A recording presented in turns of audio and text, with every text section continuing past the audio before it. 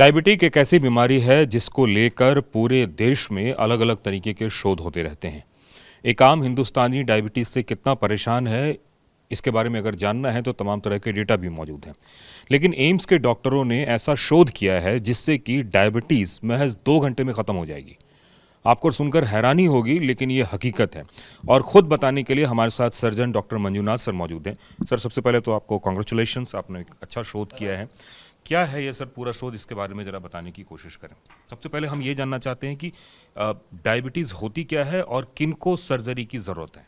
नमस्कार, मैं डॉक्टर मंजुनाथ मारुति पोल। मैं एक सर्जन हूँ, additional professor in department of surgery, AIIMS new Delhi.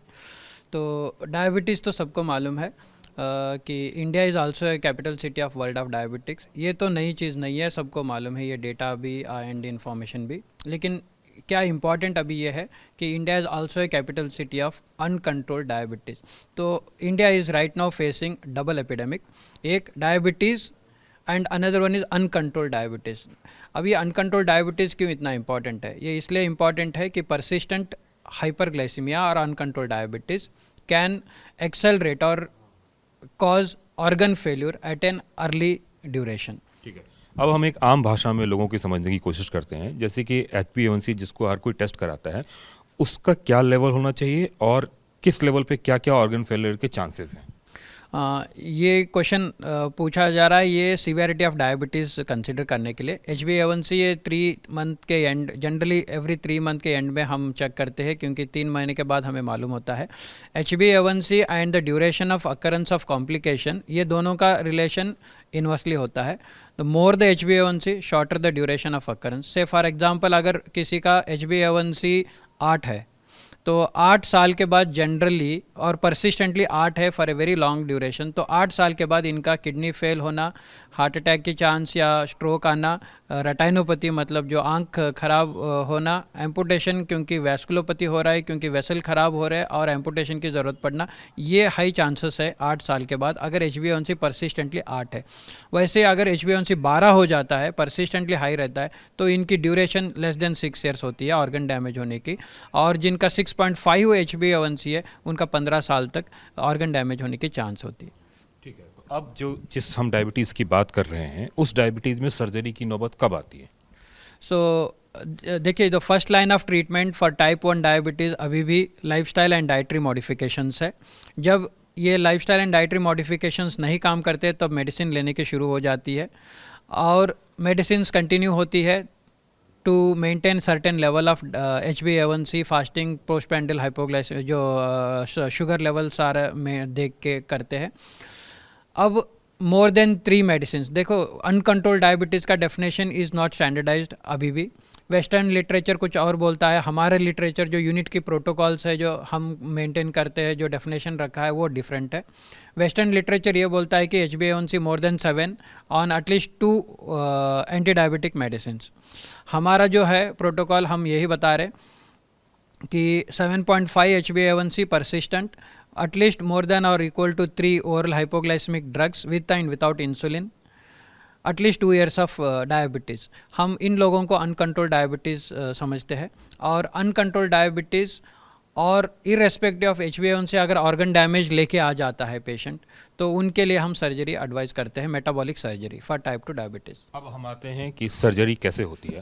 हमारे सामने में एक डेस्कटॉप है और डॉक्टर साहब समझाने की कोशिश करेंगे कि ये हमारा स्टमक का पोर्शन है और कैसे कैसे इसमें सर्जरी करेंगे। डॉक्टर साहब, पहले ये बताइए कि ऐसी क्या नौबत आती है जिसमें कि कहाँ से इंसुलिन, कहाँ से हार्मोन, कहाँ से तमाम तरह की चीज़ें सेक्रेट होती है, जैसे खाने की बात। ये स्टमक है, ये नॉर्मल अनाटोमी वाला स्टमक है, ये फंडस है, ये बॉडी है, एंट्रम पाइलोरस है। तो ये जो एरिया है, फंडिक एरिया, इधर ग्रेलिन हार्मोन्स होते हैं जो रिलीज होते हैं। There are certain hormones which are anti incretin, जैसे ग्रेलिन होता है, और उसके बाद लेप्टिन होता है, उसके बाद ग्लूकेगॉन होता है, और ये एक हार्मोन है GIP। तो ये GIP हार्मोन 2 तरीके से काम करता है। इसका नाम है ग्लूकोज डिपेंडेंट इंसुलिनोट्रोपिक हार्मोन करके बोलते हैं। पॉलीपेप्टाइड होता है GIP, ग्लूकोज डिपेंडेंट इंसुलिनोट्रोपिक पॉलीपेप्टाइड। तो ये 2 तरीके से काम करता है। इन ए नॉर्मल हेल्दी इंडिविजुअल वो इंसुलिन सिक्रेट करने के लिए हेल्प करता है, लेकिन इन diabetes patient it can be and मतलब वो ग्लूकेगॉन सिक्रेट करने की कोशिश कर सकता है। मतलब जैसे कि एसोफेगस की जो नली है जो वहाँ पे ये इसोफेगस है, यहाँ से जब और खाना ये आया, ग्रेलिन वगैरह, एक तो हार्मोन इधर ग्रेलिन है और बाकी लेप्टिन वगैरह दूसरी जगह से सीक्रेट होता है। तो हम सर्जरी में क्या करते हैं, नहीं सर्जरी से पहले एक बार समझाने की कोशिश करें, जो खाना आया उसको किस तरीके से डिस्टर्ब करता है डायबिटिक पेशेंट को? सो जब खाना इधर आता है जनरली तो खाना इधर मिक्स होता है, एसिड है, हार्मोन्स रिलीज़ होते हैं जैसे ग्रेलिन वगैरह रिलीज़ होते हैं, उसके बाद इधर एसिड से चर्न होता है खाना और उसके बाद डिओडिनम में जाता है।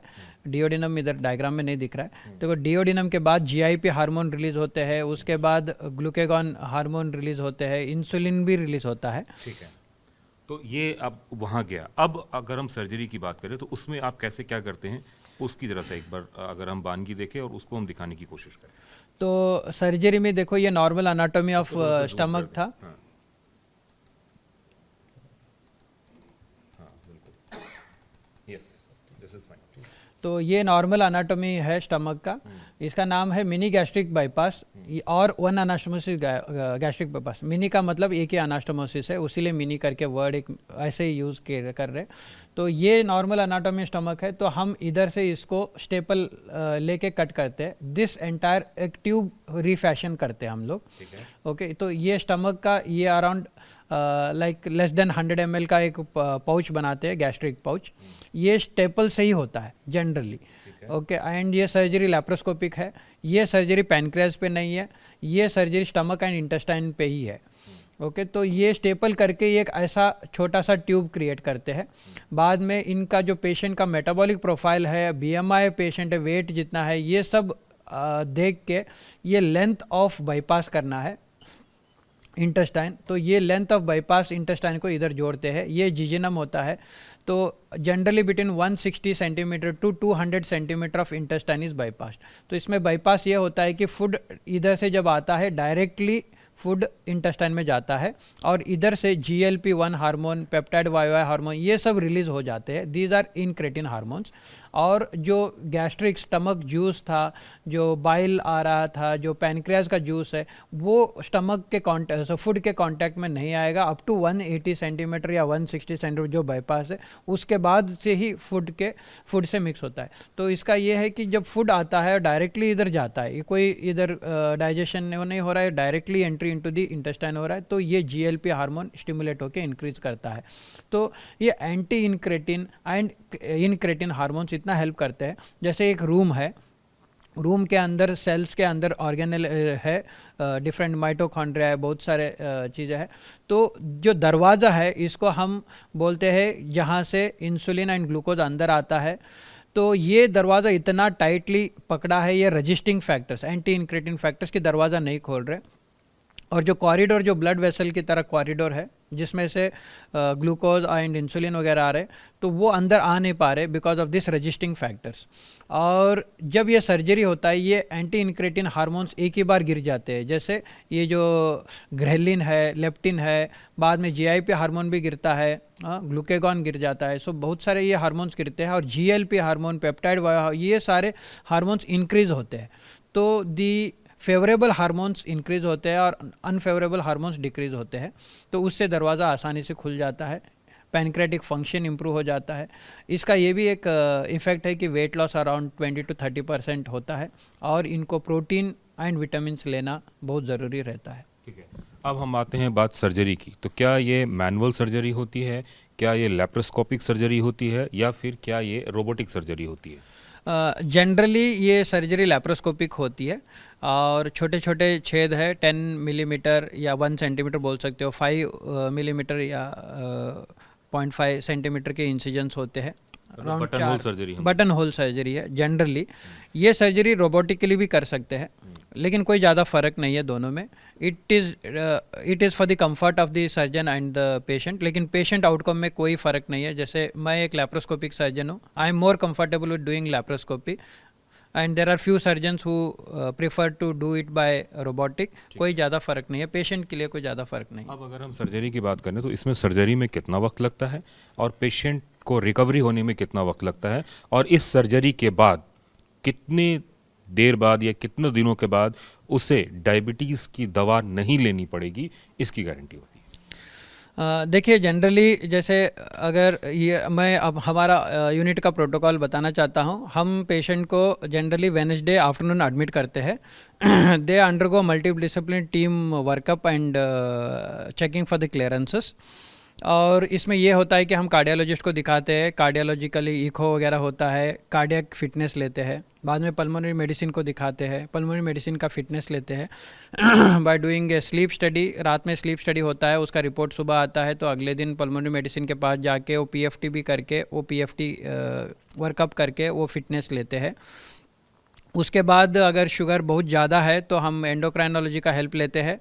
जनरली शुगर ज़्यादा ही रहता है इन पेशेंट का, तो एंडोक्राइनोलॉजी का हेल्प लेते हैं to maintain the perioperative blood sugar control. क्योंकि देखो हाई HbA1c है, 12 है, 11 है, इनका HbA1c इतने सालों तक तो कम नहीं होगा, तो 1 घंटे में, 2 घंटे में, 1 दिन में, 2 दिन में तो कम होना नहीं है। तो दैट जनरली वर्ल्ड स्टैंडर्ड बोलता है कि less than 8 HbA1c is to give the fitness for surgery. लेकिन इसके बेसिस पे हम फिटनेस कोई इनकार नहीं कर सकता, क्योंकि उसी के लिए तो सर्जरी हो रहा है ये। तो but during the surgery, before the surgery, at the time of the surgery sugar maintain करना ज़रूरी होता है। लेकिन आफ्टर द सर्जरी इमीडिएटली सारे शुगर के मेडिसिन बंद करना बहुत ज़रूरी है, क्योंकि ये इसके बाद शुगर डाउन होता है। जनरली बाय यूनिंग इट शुड बी नॉर्मलाइज। अगर यूनिंग नहीं होता तो अगले दिन तक तो जनरली नॉर्मलाइज हो जाता है शुगर्स। दूसरी बात यह है कि किस एज ग्रुप के मरीज़ों को आप सर्जरी के लिए एडवाइस करते हैं, या फिर सर्जरी करते हैं, या फिर अक्रॉस द एज ग्रुप आप सर्जरी कर सकते हैं? देखिए एज़ पर द गाइडलाइंस है, वर्ल्ड स्टैंडर्ड गाइडलाइंस है, वो मेंशन करता है कि बिटवीन 18 to 65 ईयर्स एज में अभी तक गाइडलाइंस है। बहुत सारे पेशेंट्स हैं in India who are more than 65 years and less than 80 years जो अप्रोच कर चुके हैं हमारे पास for the surgery. We are unable, we have not told them we will not be doing, but we are waiting for the ethics clearance and multidiscipline clearances. वो जब हो जाता है, क्लियरेंसेस मिलता है, तब हम उनको ऑपरेट कर सकते हैं, because it's a high volume centre है हमारा। और दूसरी बात, लेस देन 18 ईयर्स में जनरली मैक्सिममली डाउन तो 16 ईयर्स तक जा सकते हैं, उसके नीचे जनरली हम सर्जरी ये प्रेफर नहीं करते, क्योंकि टाइप 1 डायबिटीज़ के लिए ये सर्जरी नहीं है, टाइप 2 डायबिटीज़ के लिए ही है। मतलब 15 से 65 साल की उम्र के लोगों की आप सर्जरी कर सकते हैं? अभी फ़िलहाल तो 18 to 65 ईयर्स के लिए रिकमेंडेड है। और दूसरी बात ये है कि इस सर्जरी में ख़र्चा कितना आता है, अगर हम एम्स की बात करें और एम्स से बाहर की बात करें? और दूसरा, आपने कितने पेशेंट पे शोध किया है इस सर्जरी के लिए? एम्स में जहाँ तक कॉस्ट की बात है, ये ज़ीरो है, क्योंकि एम्स में सब कुछ प्रोवाइडेड है, तो एम्स में कोई चार्जेस नहीं है। और जहाँ तक बाहर की सवाल है, जहाँ मैंने सुना है ऐसे, it cost between 3 to 6 lakh. Generally ये लैप्रोस्कोपिक होता है, तो हो सकता है लैप्रोस्कोपी की चार्जेस 4-5 लाख हो एंड रोबोटिक के लिए 6 लाख चार्ज होता हो। बट मैं ये बताना चाहता हूँ कि ये कॉस्ट नहीं, important is cost effectiveness of the treatment. क्योंकि अगर समझिए कि अनकंट्रोल डायबिटीज़ है, और हमें सबको मालूम है कि अनकंट्रोल डायबिटीज़ से ऑर्गन डैमेज, ऑर्गन फेलियर होने के चांसेस बढ़ जाते हैं। तो अगर वो कंसिडर करते हैं और समझिए कि पेशेंट डायलिसिस पे जाना है या ट्रांसप्लांट करना है, उसका अपने आप एक खर्च है। रेटाइनोपैथी के लिए लेज़र सर्जरी की ज़रूरत पड़ सकती है, एम्पुटेशन या स्टेंटिंग की ज़रूरत पड़ सकती है, या बाईपास की ज़रूरत पड़ सकती है लिम्ब इश्कीमिया के लिए या पेरिफेरल आर्टरी डिसीज़ के लिए। Coronary artery bypass in case of heart attack के लिए या स्ट्रोक के लिए आईसीयू या स्टेंटिंग की ज़रूरत पड़ती है। ये सब कुछ खर्चा देखेंगे and the quality of life is affected, return to normal activity is delayed, ये सब खर्चा देखेंगे तो ये सर्जरी कॉस्ट इफेक्टिव है and the complications are not really significant, they are minimal. The main answer lies in early detection of the complication and addressing them. हमने about 35 patients में surgery की है जो कोर डायबिटीज़ है। Surgery के generally Friday surgery हम करते हैं, और सर्जरी के बाद शाम तक ये डायबिटीज़ की मेडिसिन सारे बंद करते हैं। डायबिटीज़ की सर्जरी, इस सर्जरी के बाद जनरली दवाई ज़रूरत नहीं पड़ी है। All 35 are off diabetes medicine and they are living a happy healthier quality life. चलिए, एक अच्छी खबर है उन मरीज़ों के लिए जो डायबिटीज़ से परेशान हैं, और ख़ास करके उन्हें तरह तरह की दवाओं लेने की ज़रूरत पड़ती है, लेकिन अगर आप एक सर्जरी के लिए जाएं तो उससे आप ठीक हो सकते हैं, जैसा एम्स की शोध में निकला है। कैमरामैन राजू के साथ कुमार कुंदन, TV9 भारतवर्ष, दिल्ली।